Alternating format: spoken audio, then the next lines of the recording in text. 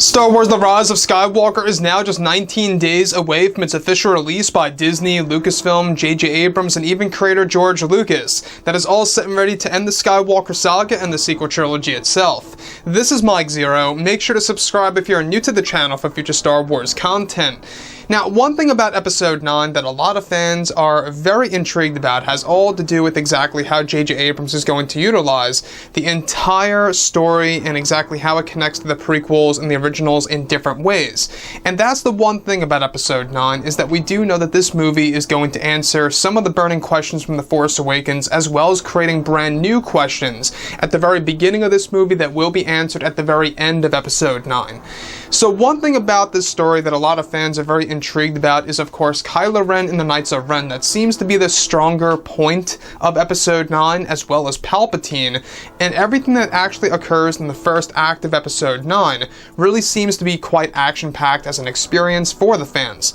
Now, with that being said, what's really intriguing about all of this leads us to the very beginning of the film, where it's explained that shot descriptions, where it's explained that Kylo Ren is said to be locked inside of his chambers with his helmet off, sitting down where he is holding the melted Darth Vader helmet with one hand. It said that this is when Kylo begins to communicate with Vader's helmet, where he believes it to be Vader's Sith Wraith, communicating with him, where in reality, it's really Darth Sidious from the unknown regions, masking himself as Vader to indirectly tell Kylo Ren to head over to the Outer Rim to obtain Darth Vader's Wayfinder device. Now, it's said that Kylo Ren and his Knights of Ren march their way out of the Ravager ship and board his brand new shuttle, where they head over to this strange world over in the Outer Rim.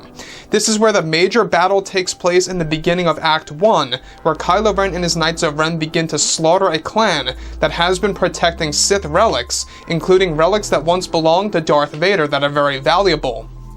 On this world, there is said to be a dark temple in the distance that Kylo Ren and his Knights of Ren make their way to as they slaughter these strange warriors one by one on the battlefield, where some of the First Order stormtroopers also begin to invade the battlefield to destroy each and every one of them. One of the warriors is said to sprint toward Kylo Ren, where Kylo stabs him through the abdominal area, where he eventually falls down on the ground. Kylo Ren begins to go on a rage-filled slaughter through these warriors to steal Vader's Wayfinder device, because Kylo knows that this will lead to a place of the origins of the dark side of the Force. However, little does Kylo know that this is the home of Darth Sidious and where he has been hiding away for years. Eventually, Kylo kills the clan member and makes his way over to the Dark Temple, where he then actually is able to find Darth Vader's Wayfinder device that is shaped like a holocron, like a triangular design that has a blinking LED light on the side. Kylo is said to bring this on board with his Knights of Ren and installs it into his shuttle. However, before heading over to Exegol, Kylo Ren makes one stop, to the Dark Spire, a location in which Kylo Ren gets his helmet put back together into pieces by a character called the Forger, who is around 1,000 years old and also responsible for developing the armor for the Knights of Ren. The Knights are said to be the ones who convinced Kylo Ren to put his helmet back together from how it is currently in pieces into one piece for his helmet, as it goes past the tradition of the Knights of Ren. Eventually, Kylo's helmet is remade, where they head over to Exegol through a red hyperspace route that looks like a journey to hell.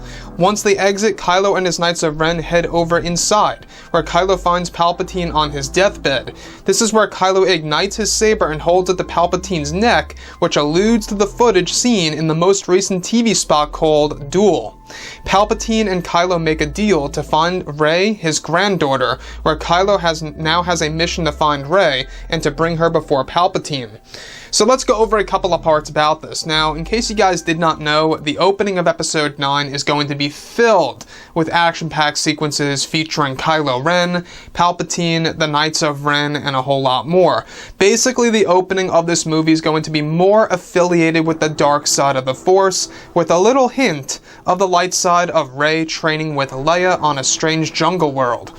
So basically, this is the moment in which Kylo Ren is hunting down these clan members and clan leaders that are actually holding valuable Sith relics, one of which is said to belong to Darth Vader himself. Now, what's really exciting about that particular scenario is that this sounds like it's going to be the strong point of the movie, is where Kylo Ren actually is able to really do exactly what he should have done in The Force Awakens and The Last Jedi, is that showing the fans exactly how ruthless he's going to be in a Star Wars movie, and that's exactly what he's going to do in the opening sequence for Episode 9. Now, these clan leaders and members, by the way, are the ones that we saw briefly in the flashback or the Force-back vision that Rey had in The Force Awakens, where Kylo Ren and the Knights of Ren destroy them one by one. The only thing is that the environment looks a little bit different. It's said to be the same exact world, where there's a lot of, woods and forests and stuff like that that burn on fire and set ablaze, where Kylo Ren, his First Order troopers, and the Knights of Ren continued to destroy them one by one. And you do see this in some of the footage that we got in the various TV spots of Kylo Ren going on that slaughter as well. That is the exact destination of Darth Vader's Wayfinder device. Now, what's really intriguing about this, though, is that this all really starts because of Palpatine. Palpatine indirectly tells Kylo to head over to the Outer Rim territory of the galaxy and this location of Darth Vader's Wayfinder device. Basically, Palpatine does this by making believe that he is the Sith Wraith of Darth Vader, and basically masking himself as Vader's spirit, talking to Kylo Ren, convincing him to go over to the Outer Rim. This is exactly what Darth Sidious wants, because without the Wayfinder device, Sidious has no way of returning to, of course, the other territories of the galaxy, and has no way of getting out of the unknown regions. In fact, once Kylo Ren comes over to Palpatine, he takes the Wayfinder device in exchange for Kylo Ren to get some training that would actually allow him to become as powerful as Darth Vader, as long as he gets Rey to bring her before Palpatine, because Rey is the granddaughter of Darth Sidious. So now that he has the Wayfinder device from Kylo Ren that once belonged to Vader, Darth Sidious is able to leave the world of Exegol, hence why you begin to see all those Star Destroyers pretty much getting off of the surface of Exegol and raising into the sky. Now, what's really intriguing about this, though, is that, of course, there's going to be a segment in the movie in which Kylo Ren holds his lightsaber up to Palpatine's neck.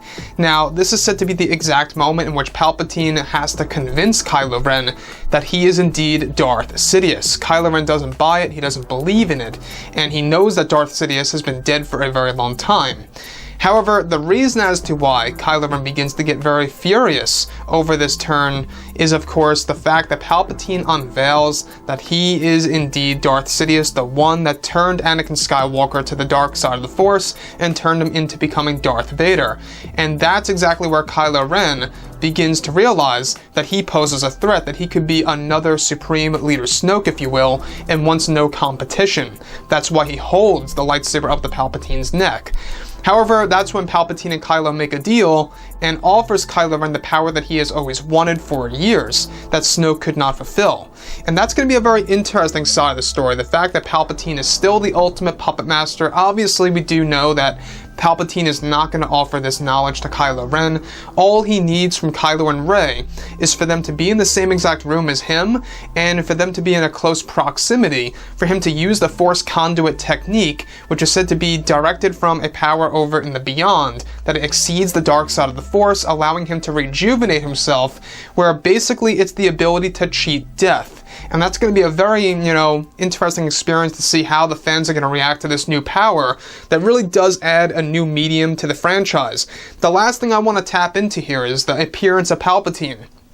Now, the appearance of Palpatine is said to be far different in the beginning of the movie in comparison to how we see Palpatine in Return of the Jedi and Revenge of the Sith. In fact, it's actually said that Palpatine's appearance in the very beginning of the film is almost reminiscent of how Palpatine originally appeared in The Empire Strikes Back before they threw in the brand new hologram of Palpatine based on his new design. It's actually said that he looks far older and almost unrecognizable at certain angles, where you kind of are wondering, is that really Palpatine? And that's exactly why Kylo Ren doesn't believe it is. So that's one of the big aspects of this film, is that there will be 2 different appearances of Palpatine in The Rise of Skywalker. Again, this is 30 plus years after the events of Return of the Jedi. Palpatine was old as he was already in Return of the Jedi. You can only imagine what he looks like now in Episode 9. So anyways, guys, drop a comment below. Let me know what you think about all this in the comments. And if you guys did enjoy the content for today, do make sure to drop a thumbs up on this video to support the channel. I thank you all so very much for the kind support, and I'll catch you guys next time.